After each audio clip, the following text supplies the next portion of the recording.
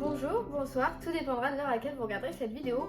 On se retrouve aujourd'hui, comme vous pouvez le voir, à ce gros suite pour une vidéo détente, blabla, tranquille. Aujourd'hui on va pas parler de livres de manière concrète, je ne vais pas vous présenter de titre, mais on va faire le bilan des objectifs livresques, résolutions livresques que je m'étais fixé en 2023, voir un peu ce que ça a donné, et ceux que j'ai décidé de me mettre pour l'année 2024 qui vient de débuter. Double disclaimer avant de commencer les choses sérieuses. Je sors de la douche, j'ai passé un coup de sèche-cheveux, donc si mes cheveux ont l'air un petit peu gonflés, je suis désolée. Voilà, ils sont un petit peu indomptables à partir du moment où je les laisse pas sécher naturellement. Mais bref, ça c'est dit. Deuxième chose, et pas des moindres, pardon, bien sûr, tout chiffres et statistiques mentionnés dans cette vidéo sont propres à moi, n'ont pas pour but de vous mettre une quelconque pression, bien sûr, parce que je sais que le côté objectif résolution, ça peut vite faire angoisser certaines personnes. Ce que je mentionne ici, voilà, c'est subjectif. Il n'y a pas à se sentir lésé parce que je vais vous parler de 200 livres et que vous en avez 10 à votre actif. Enfin, c'est pas du tout le but de cette vidéo. C'est vraiment pour voilà, avoir une vision globale de comment moi j'évolue et de pouvoir moi-même me retrouver ça en fin d'année pour pouvoir faire un bilan à nouveau l'année prochaine. Donc voilà, je préfère dire ça, vraiment, c'est ici pas de pression, chacun lit comme il peut, chacun lit comme il veut, chacun lit ce qu'il veut. Les chiffres, c'est vraiment secondaire, on est là avant tout pour le partage. Et donc là, je partage ça, peut-être que ça vous donnera des idées, peut-être qu'on aura des choses en commun, ou alors pas du tout, et on peut échanger là-dessus, voilà. Donc c'était pour dire ça, vraiment, ne paniquez pas, parce que je sais que là, avec le début d'année et la fin d'année, les challenges et tout, les bilans livresques, c'est un peu trash talk et des gens ont ouvert leur bouche en mode toi tu dis tant, t'as pas de vie, toi tu dis pas assez, tu fais pas d'efforts. Pas de ça ici. Donc voilà, on va débuter. Premièrement, qu'est-ce que j'avais comme principal objectif en 2023? C'était le challenge Goodreads et je m'étais mis pour objectif de lire 100 livres parce que j'avais une palle qui était assez conséquente. Et je trouvais que 100 livres, c'était un chiffre un petit peu symbolique, voilà, de dire bah 100 livres. Au début, je voulais mettre 52 pour dire je lis au moins un livre par semaine. Et après, connaissant ma faculté de lectrice, je me suis dit pourquoi pas essayer 2 livres par semaine, ça reste très plausible. Donc voilà, on est arrivé 52 semaines, 100 livres. J'ai trouvé ça plutôt cohérent et je peux du coup le dire ici parce que j'ai dû le dire dans mes top et flop, je ne sais plus. Mais sinon, je l'ai dit sur Booksta, j'ai lu environ 230 livres, un peu plus, mais j'ai pas compté certaines lectures que j'ai faites pour des challenges qui n'étaient pas dans ma palle, etc. Enfin bref, donc sur 230 livres, voilà, j'ai doublé l'objectif. Donc ça m'a permis d'avoir un rythme de lecture assez soutenu, qui parfois était facile, selon ma lecture, parfois pas du tout, parce que par exemple le mois de mai, j'avais décidé de lire que des poches et c'est le mois où j'ai eu pas mal d'abandons et pas mal de déceptions, mais voilà, c'était un rythme soutenu, on a frôlé la panne de lecture, Dieu merci, je touche du bois, nous ne l'avons pas eu, mais voilà pour ça. Ensuite, j'avais pour objectif du coup, en lien avec lire son livre, celui de réduire ma palle de moitié, donc je ne sais pas à quel point c'était catastrophique au début. J'ai commencé à faire un point, je dirais, en milieu d'année, où j'ai répertorié vraiment ma palle sous forme de notes. J'étais à un peu plus de 160 livres, donc je pense que j'ai débuté 2023 avec plus de 200 livres dans ma palle. À l'heure actuelle, au 31 décembre et 1er janvier, j'étais à 82 livres, donc vraiment trop contente. Vraiment ça, c'était super parce que j'espérais vraiment être sous les 100. Sachant qu'évidemment au cours de l'année j'ai acheté pas mal de livres, donc il y avait des book-hauls, j'en ai pas présenté encore ici, mais il y en a qui faisaient plus de 20 livres, etc. Donc vous voyez, pareil dans mes lectures, j'ai lu des livres qui étaient hors palle de base, donc c'est 82, globalement c'est une très bonne réalisation pour moi, c'est un très bon départ pour 2024. Si j'ai un bon rythme de lecture, je pense que d'ici l'été je pourrai peut-être en voir le bout, on ne sait pas. Puis en début d'année des book unhaul, donc j'ai viré certains livres qui ne m'attiraient plus ou quoi. Pareil, j'ai eu des abandons, donc ça a été sorti.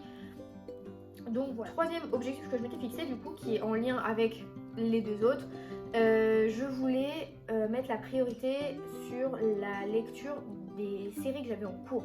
Donc oui, je vous vois venir, j'ai commencé d'autres séries entre deux, effectivement, mais je pense, j'ai pas encore fait le chiffrage. Il y aura d'ailleurs la semaine prochaine 2 vidéos sur mes sagas en cours, à jour, et sur mes sagas terminées, abandonnées. Donc voilà, j'aurai une vue plus globale, mais visuellement comme ça, je pense que j'ai pas mal géré cet objectif, sachant que comme j'avais des tomes 1, souvent j'avais des suites, il suffisait que je lise le tome 1, si ça me plaisait pas, je bazardais tout, donc ça m'a permis de dégrossir. L'objectif suivant que je m'étais mis, je voulais débuter la lecture en VO, donc anglais principalement, parce que j'étais un petit peu frustrée de ne pas pouvoir avoir accès à certains titres que je vois passer sur les réseaux et ou parfois des suites parce que j'ai pas envie d'attendre, et donc je m'étais dit d'essayer d'en lire un ou de relire un livre que je connaissais déjà afin de tâter un peu le terrain, sachant qu'en plus l'anglais il y a tout type de niveau d'accès, donc je pouvais trouver forcément une lecture qui conviendrait niveau vocabulaire, etc. Et ça m'avait pas l'air si sorcier quand je vois toutes les personnes sur les réseaux qui ont débuté ou qui lisent en VO régulièrement. C'est vraiment un truc que j'avais envie. Et du coup, je dirais que cet objectif, je l'ai réussi en demi-teinte. Parce que, en fait, j'avais lu le premier tome de Inheritance Games. Et vu la fin, j'avais pas envie d'attendre, donc j'avais acheté en VO le numéro 2. Et passer de l'eau sous les ponts, entre deux j'ai fait d'autres lectures, et est arrivé le moment où le tome 2 était sorti en version française. Et je n'avais pas lu la version VO, et du coup ce que j'ai fait c'est que comme je connaissais l'univers, j'ai voulu alterner. Donc ce que j'ai fait c'est que j'ai commencé le début du livre en français, j'ai lu une trentaine, cinquantaine de pages, j'ai ensuite pris la version originale en anglais, et pareil j'ai lu je dirais 3-4 chapitres selon les longueurs, comme je connaissais l'univers pour appréhender. Après je reprenais le français, puis j'ai repris l'anglais, etc.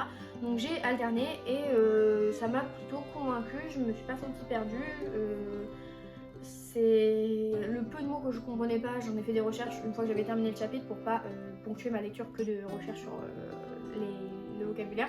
Mais c'était pas sorcier, donc écoutez, je l'ai pas lu entièrement ni globalement, j'ai pas eu d'autres expériences encore, mais c'est une bonne première approche, donc j'espère que 2024, on verra dans les résolutions, objectifs mis en place pour cette année, ce qu'il en est, mais je pense que ça va. Et le dernier objectif que je m'étais fixé, c'était de tenir un journal de lecture, parce que je voyais plein de personnes avoir des reading journals sur Booksta, faire des scrapbooking, des petits trucs, des petites reviews et tout. N'étant pas très manuelle et très patiente, je savais que le faire sur format papier, je le tiendrai pas, j'y arriverai pas. J'ai dû essayer une année au début où j'étais sur Booksta en 2018, la première fois que j'ai tenté. C'était un petit peu un échec cuisant. Et du coup, cette année, comme j'ai pris Canva Pro, je me suis dit je vais essayer de me faire un format numérique. Donc j'ai commencé, j'ai fait vraiment que l'essentiel, ce qui m'intéressait. Et je faisais des reviews assez courts. Si c'était un tome de série, je mettais un petit spoil sur la fin pour pouvoir reprendre plus tard si jamais et ne pas être perdu. Je ne l'ai pas tenu, ça m'a vite pompé l'air parce que en fait je me retrouvais davantage dans les templates que je propose sur Booksta, où je vous fais, des fois je vous présente des pales, des fois je vous mets les lectures que j'ai faites avec les notations. Et c'est comme ça que je m'y suis retrouvée. Je trouve que le côté faire des reviews, des chroniques, je le fais dans mes posts et je vous le fais du coup en vidéo. Donc c'est complémentaire aux templates que je mets sur Booksta, et donc le réécrire dans une page exprès, j'en vois pas trop l'utilité. Je suis pas non plus le genre de personne à annoter les livres, etc. Donc ce travail rédactionnel, je pense que cet aspect du journaling n'est pas pour moi. Donc je ne l'ai pas tenu. Par contre ça m'a servi pour suivre ma palle et noter mes bilans, combien j'avais lu de livres, combien j'avais lu de pages. Voilà, le côté chiffrage, statistique, ça c'était cool, ça m'a bien aidé, donc voilà. Après c'est vraiment tout le côté rédaction de review et chronique. J'aime bien aller à l'essentiel sur mes posts, donc j'ai pas ressenti le besoin de faire. J'ai quand même tenu jusqu'à avril, et puis après je vous dis c'est le mois de mai avec, comme j'ai enchaîné beaucoup de lectures poche et tout, avec des déceptions, j'avais pas la foi, donc j'ai laissé ça. Donc voilà, c'est l'objectif que j'ai le moins bien réussi, mais comme à côté j'ai trouvé des choses complémentaires en YouTube et en story avec les templates, je me dis que ça équilibre un petit peu et que ça justifie mon échec. Voilà. Passons maintenant aux objectifs et résolutions que je me suis donné pour 2024. Donc vous allez voir que c'est comme pour 2023, c'est beaucoup d'objectifs qui sont liés entre eux. Voilà, parce que je pars du principe que j'aime bien en fait le côté me challenger, où je me dis si j'avance dans cet objectif, je vais également avancer dans celui-ci en même temps, et pourquoi pas dans celui-ci, vous voyez.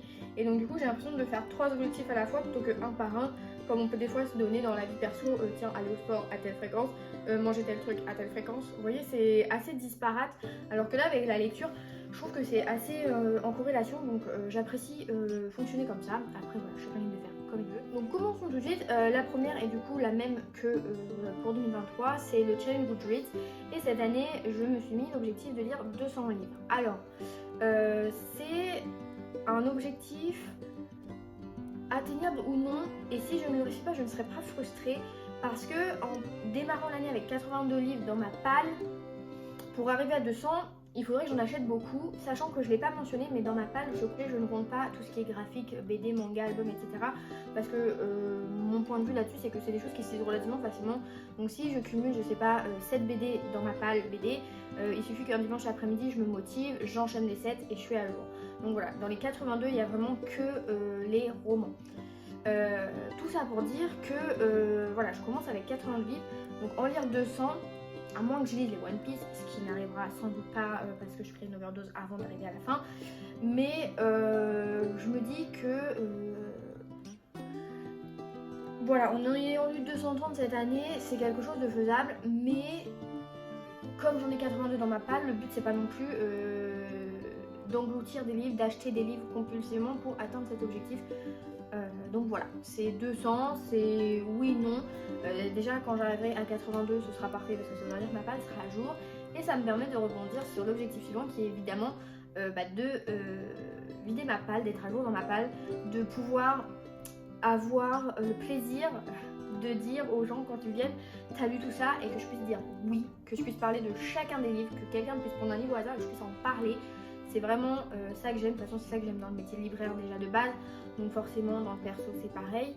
Et également de pouvoir être comme ces gens sur Bookstar qui, dès qu'ils achètent un livre, peuvent se plonger dedans direct et qui ne dorment pas sur les étagères parce que la palle est interminable. Je veux pouvoir aller à la librairie, acheter 5 livres et que ce soit mes 5 lectures de la semaine suivante par exemple. Donc voilà, ça ce sont deux objectifs qui se rejoignent. Du coup l'objectif suivant revient aussi par rapport à 2023, c'est de continuer la lecture VO. Donc comme je vous l'ai expliqué, pour 2023 j'avais alterné français VO avec un bouquin. Je pense avoir l'occasion de refaire la même chose en ce début d'année parce que chez Big Bang je crois va sortir Dark Shores de, comment elle s'appelle, celle qui a fait le Pont des Tempêtes, je crois, Danielle Jensen, je ne sais plus, mais du coup j'ai à l'époque vu ce livre passer sur les réseaux anglophones et j'avais vraiment envie de découvrir cette histoire parce que c'était pas les traductions n'étaient pas aussi démocratisées que maintenant, vous voyez, c'était pas aussi normalisé où dès qu'un livre faisait le buzz c'était traduit, etc. Donc c'est aussi pour ça que je voulais lire en anglais, c'était pour pouvoir avoir accès à un panel de titres que on ne savait pas si un jour ça arriverait ici. Maintenant c'est vrai que ça se fait très rapidement. Je m'attendais pas à ce que Dark Shores sorte en français du coup, donc ça me réjouit davantage, même si Big Bang n'a pas gardé la couverture originale qui était vraiment très très belle. Mais du coup je ferai, je pense, la même chose. J'alternerai le début en français pour m'immerger, on ne sait toujours pas. Je vais m'enseigner, la prochaine vidéo je saurai la différence. Et du coup, donc oui, pour me mettre dans l'univers, et puis après je prendrai mon livre en VO pour poursuivre. Et puis j'aimerais du coup faire comme ça, et dans l'année lire vraiment un livre tout complet en langue anglaise. Ensuite, on va parler des objectifs concernant les réseaux sociaux. Concernant Bookstagram, je suis assez satisfaite de ce que j'ai pu proposer cette année. J'ai réussi à trouver un rythme de publication qui me convenait à peu près. Quand des fois il y a des trous, c'est jamais trop longtemps. Concernant les templates, pareil, j'ai trouvé un peu ce qui me convenait, ce qui me convenait le moins, les façons de les faire et tout. J'aime beaucoup le côté très créatif que ça apporte. Et qu'est-ce que je voulais dire ? Oui, concernant les publications, je vais essayer de modifier un peu le format parce que c'est vrai qu'avec les caractères limités dans les légendes, des fois je peux pas dire tout ce que je voudrais et je vois de plus en plus de personnes qui font leur revue avec plusieurs petits éléments en slide et je pense m'inspirer de cette façon de faire pour mes publications à partir de janvier, je pense. Faut que je travaille dessus sur les templates et tout.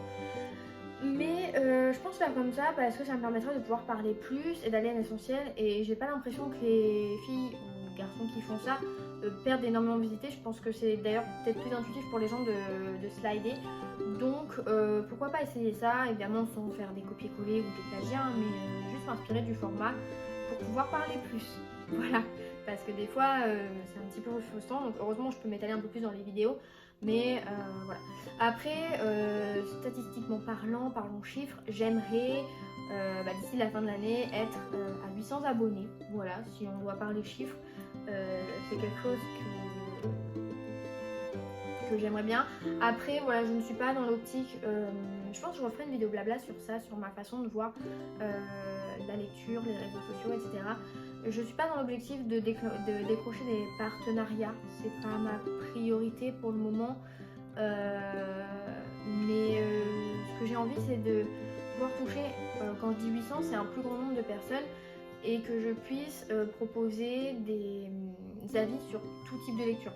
Donc c'est vrai que je suis très young adulte, fantasy, fantastique et tout ça, mais j'aimerais pouvoir encore élargir mes horizons. Comme là, la semaine dernière, je vous ai parlé d'un comics. Cette année, j'ai réussi à parler pas mal de livres adultes aussi. Pareil, je lis plus de Cozy Mystery. Donc voilà, j'aimerais vraiment pouvoir être décrite comme bookstagrammeuse qui lit plein de choses et qui parle de plein de choses. De manière objective, bien sûr, sans pour autant vous noyer sous des tonnes d'avis. Et je pense aussi que maintenant, je ferai des reviews, des posts uniquement sur les livres marquants. Ou comme je l'ai fait avec Eragon, etc. quand j'ai terminé une saga pour éviter d'avoir une review sur un tome 3 et qu'au final je puisse pas en parler parce que ça va forcément spoiler. Donc voilà sur ça. Tout ça pour rebondir ensuite sur YouTube. Donc comme je disais, c'est vrai que j'ai pas tenu de cahier, de carnet de lecture. Mais je m'y retrouvais entre Booksta, ce que je proposais, et YouTube parce que je peux retrouver mes avis. Donc YouTube, j'aimerais développer ça aussi. Je vais essayer de faire 1 à 2 vidéos par semaine. Enfin déjà, je voudrais au moins une vidéo par semaine, sûr, ça c'est certain. Et 2 quand c'est possible. Là par exemple, vous voyez la semaine dernière, je vous ai fait 2 vidéos top flop. Parce que ça aurait été de 1 trop long. Je trouve que c'est mieux de distinguer. Et puis c'est le même thème, donc c'est sur la même semaine, c'est cool. Là par exemple celle-ci vous la voyez, cette semaine il n'y aura qu'une vidéo ce mercredi parce que la semaine prochaine je vais faire mes vidéos sur les sagas, donc je veux qu'elles soient regroupées. Donc voilà, ça c'est au minimum une vidéo sûre, s'il y en a 2 c'est top, mais pas de pression non plus. Statistiquement parlant également, j'aimerais d'ici la fin de l'année avoir 100 abonnés pour la symbolique, voilà encore du chiffre, mais pareil c'est toujours le côté partager des choses. Évoquer des sujets, que ce soit parler de livres concrètement en parlant de certains titres ou du blabla comme là et d'autres vidéos que j'ai en tête. Donc j'ai déjà des petites idées, donc à creuser, voilà, n'hésitez pas non plus à faire des suggestions si vous en avez. Je mettrai peut-être des boîtes à questions sur Story, Insta, on verra.